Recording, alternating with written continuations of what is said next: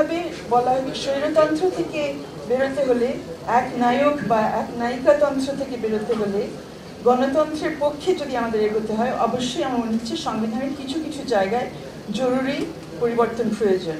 তার সাথে যে কথাটা খুব বেশি বলা হয়নি, মৌলিক মানবাধিকারও যদি আমাদের প্রতিষ্ঠা করতে হয়, তার জন্যও কিন্তু আমাদের কিছু কিছু সংশোধন নিয়ে আসতে হবে। এবং বিশেষ করে এই আন্দোলনের যেখানে আমরা দেখলাম যে আন্দোলনটা মোড় নিল, যে গণহত্যা, ম্যাস কিলিং যেখানে গঠিত হয়েছে, ম্যাস অ্যারেস্ট বা গণগ্রেফতার গঠিত হয়েছে, এবং এর আগে 15 বছর ধরে যেটা আমরা দেখেছি, এবং এই 15 বছর আগে শুধু 2-1টা ঘটনা, তাও আরও অনেক বছর আগে 90-এর দশকে, একবার 70-এর দশকে আমরা যে গুম হওয়ার ঘটনাগুলো দেখে এসেছি, এগুলো কিন্তু সব উপকরণ ছিল এই আন্দোলনের জন্য। সেই জন্য আমরা যখন সংবিধান সংশোধনের প্রস্তাবনাগুলো নিয়ে আসি, অবশ্যই সেখানে মৌলিক অধিকার বিষয় এবং মৌলিক অধিকারের জন্য কী কী ধরনের প্রতিকার আমরা পেতে পারি এই মুহূর্তে সংবিধান, এবং ভবিষ্যতে কী পেতে পারি সেটা নিয়ে আমাদের ভাবতে হবে। আমি আমাদের জেনারেল আমাদের যে কথাটা বলে গেলেন যে পুনর্লিখন এই সময় আদৌ সম্ভব কিনা, আমি ওনার সাথে একমত যে আদৌ সম্ভব না, সেই প্রক্রিয়াও নাই আমাদের সংবিধানের মধ্যে।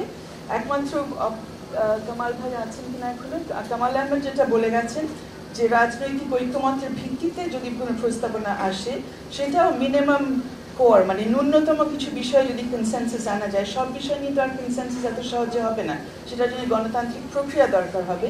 বাট মিনিমাম প্রসেসের মাধ্যমে মিনিমাম কনসেনসাস যদি হয়, সেটার ভিত্তিতে কিছু মিনিমাম চেঞ্জেসগুলো হয়তো আমরা এই সময় আনতে পারবো। কিন্তু সেটা কোন প্রক্রিয়া সেটা ভাবতে হবে।